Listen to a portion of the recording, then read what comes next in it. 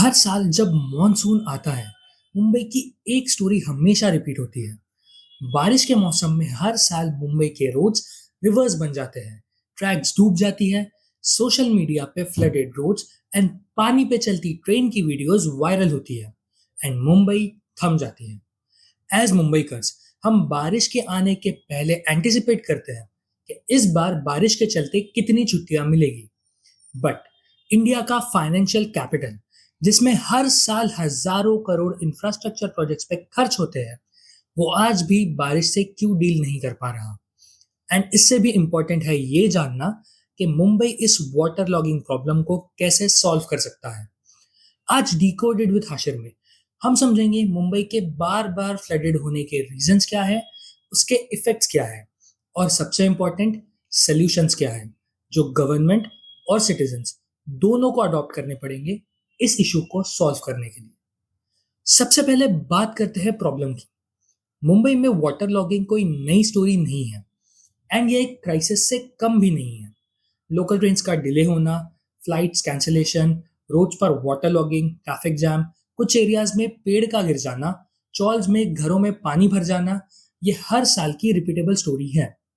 And इसके चलते सबसे ज्यादा अफेक्ट होता है मुंबई का middle class, lower middle class and daily veg workers.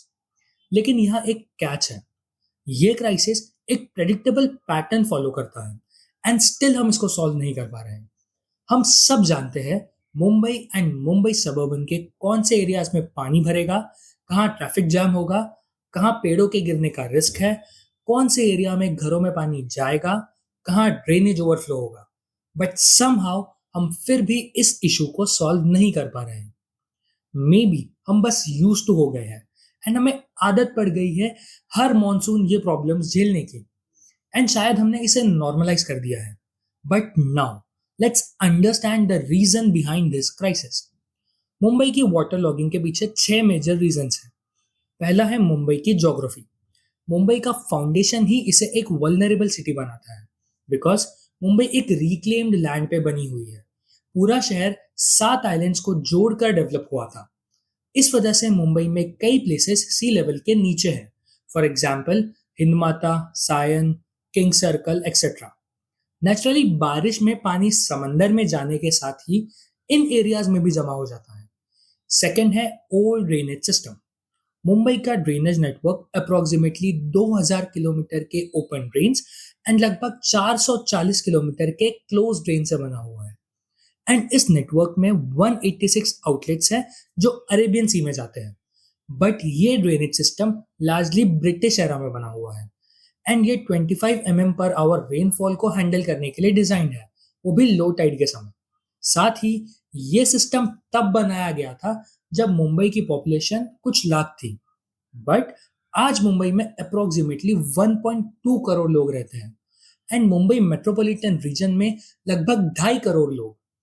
आज मुंबई में कई बार कुछ घंटों में 150 से 200 बारिश हो जाती है एंड इसके साथ अगर हाई टाइड आ जाए तो सिचुएशन और खराब हो जाती है। सिटी का ड्रेनेज सिस्टम डिजाइन ही नहीं है इसको हैंडल करने के लिए। तीसरा है हाई टाइड इफेक्ट।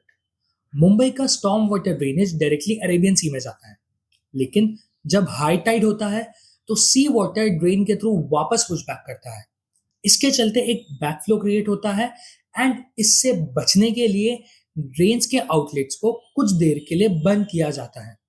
इसके चलते रेन वाटर समंदर में जाने के बजाय कई घंटों तक सिटी में जमा रहता है। इसको टैकल करने के लिए मुंबई के लो लाइंग एरियाज में 6 functional storm water pumping station हैं, बट क्लियरली ये काफी नहीं है। नेक्स्ट है पानी का नेचुरल एब्जॉर्प्शन कम होना। Mumbai, Mumbai metropolitan region and Mumbai suburban की अक्सर सिटीज अब कॉन्क्रीट जंगल बन चुकी हैं। नेचुरली बारिश का पानी मिट्टी में एब्जॉर्ब हो जाता है, जमीन में जाके फिर वो ग्राउंड वाटर रिजर्व फॉर्म करता है। बट बिकॉज अब हर जगह कॉन्क्रीटाइजेशन हो गया है, तो 90% रेन वाटर के पास ड्रेनेज के सिवा कोई दूसरा रास्ता ही नहीं है बाहर जाने के लिए। पांचवी मेजर प्रॉब्लम है clog drainage and waste mismanagement. शहर की अथॉरिटीज हर साल मॉनसून के पहले ड्रेन्स को साफ करवाती है एंड इसे हम डीसिल्टिंग ऑफ ड्रेन्स कहते हैं, ताकि पानी का फ्लो ना रुके। बट कभी भी सारे ड्रेन्स क्लियर नहीं होते। इसके मल्टीपल रीजंस है, lack of man power, lazy effort etcetera. But अगर सारे ड्रेन्स साफ भी हो जाए तो भी लोगों को एक हैबिट है जो कभी नहीं बदलती। वो नाले को डस्टबिन समझते हैं एंड कचरा, specially plastic bottles and rappers, नालों में डंप करते हैं, जिससे ये नाले ज्यादा दिनों तक क्लियर नहीं रह पाते। एंड जब भी ज्यादा बारिश होती है तो ये हमारा कचरा हमें ही वापस करते हैं। आखिरी और सबसे बड़ा कॉज है क्लाइमेट चेंज। मुंबई में रेनफॉल का पैटर्न बदल रहा है। पहले मुंबई में जून टू अगस्त में एक इवन स्प्रेड पे रेनफॉल होती थी, बट अब कई हफ्तों तक बारिश नहीं होती एंड फिर एक दो दिन में बहुत ज्यादा बारिश हो जाती है।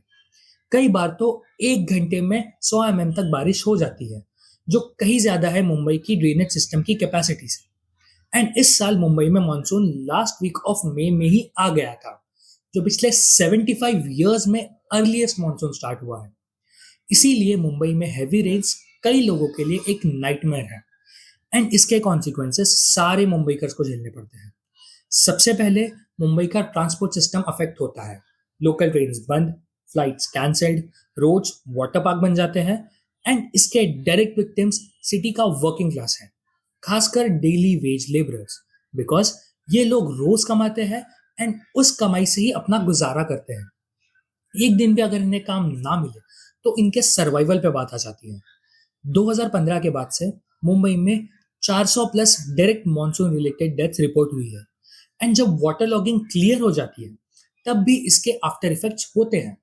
मुंबई में रेन वाटर एंड सीवेज दोनों कॉमन ड्रेन से जाते हैं, सो वाटर लॉगिंग के साथ साथ कचरा और गंदा पानी बीमारियां लेकर आता है। जो पानी एक जगह जमा हो जाता है वो मच्छरों का ब्रीडिंग ग्राउंड बनता है एंड मलेरिया, डेंगू के साथ ही बारिश में वाटर बोर्न डिजीजेस शहर में कॉमन हो जाते हैं। नाउ हम लोग ने इस प्रॉब्लम, कॉसेस एंड इफेक्ट्स तीनों की तो बात कर ली। अब डिस्कस करते हैं इससे डील कैसे किया जाए। फर्स्ट, लेट्स एड्रेस कि अथॉरिटीज ऑलरेडी कौन सा काम कर रही है। 2005 के मुंबई फ्लड्स के बाद Brihan Mumbai storm water drainage project launch हुआ था। इसका एम था मुंबई के ड्रेनेज सिस्टम को मॉडर्नाइज करना एंड ड्रेनेज कैपेसिटी को 50 पर आवर तक बढ़ाना। एंड इसके लिए 58 वर्क्स प्लान किए गए थे। इनिशियली इसकी डेडलाइन 2011 थी, फिर 2015 हो गई एंड फिर 2019। एंड आज इस प्रोजेक्ट को लगभग 20 साल हो गए हैं एंड अभी तक 27 out of 58 plan works complete हुए हैं। इस प्रोजेक्ट के अंडर अभी तक 6 storm water pumping station complete हो गए हैं आउट ऑफ 8 जो ओरिजिनली प्लान किया गया था। अभी 2 स्टेशन डिलेड है due to land acquisition disputes.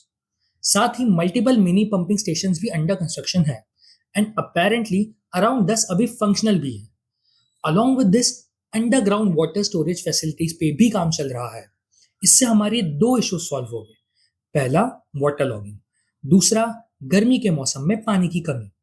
Also mangroves हमारी कोस्टलाइन की नेचुरल शील्ड है जो हमें फ्लड से बचाते हैं। तो मैंग्रोव्स को प्रोटेक्ट करना एंड मैंग्रोव्स रिस्टोरेशन पे वर्क करके हम मुंबई का जो नेचुरल फ्लड कोपिंग मैकेनिज्म है उसको कुछ हद तक रिपेयर कर सकते हैं। Also Mumbai, Mumbai metropolitan region and Mumbai suburbs, तीनों रीजन्स को एक अर्जेंट बेसिस पे बेटर अर्बन प्लानिंग की जरूरत है।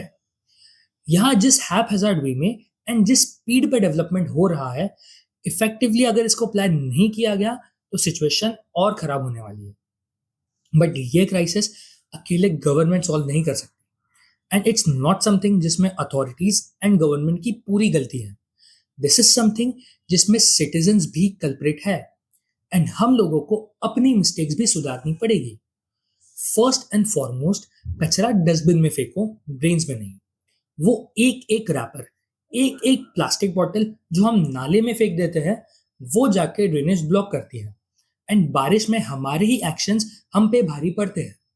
पहले ही drainage system up to the mark नहीं है, उसमें हम कचरा फेंक के इसको और खराब कर रही है।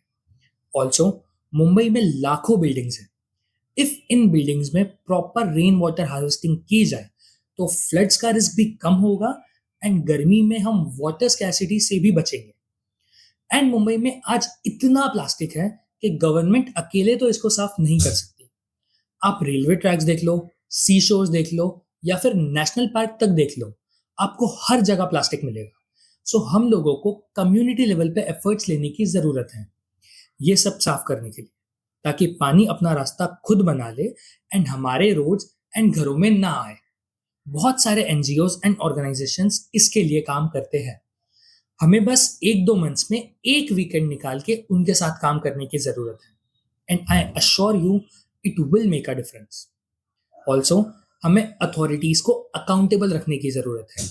जब तक हम इस इशू को एक क्राइसिस की तरह ट्रीट नहीं करेंगे, इस वाटर लॉगिंग प्रॉब्लम को एक इलेक्शन इशू नहीं बनाएंगे, तब तक परमानेंट सोल्यूशन नहीं आने वाला।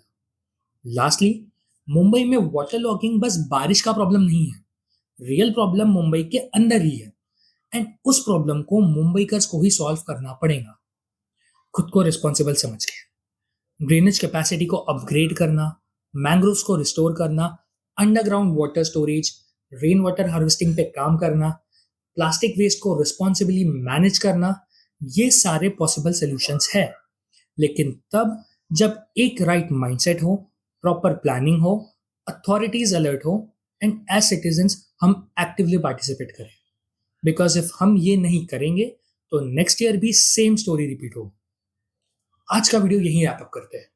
इफ वीडियो यूजफुल लगा हो तो इसको लाइक करें। ऑल्सो इफ आपके पास इस इशू के लिए कुछ सोल्यूशंस है तो उनको कमेंट्स में बताएं एंड मुझे सपोर्ट करने के लिए चैनल को सब्सक्राइब करें। मिलते हैं अगले वीडियो में। Thank you for watching.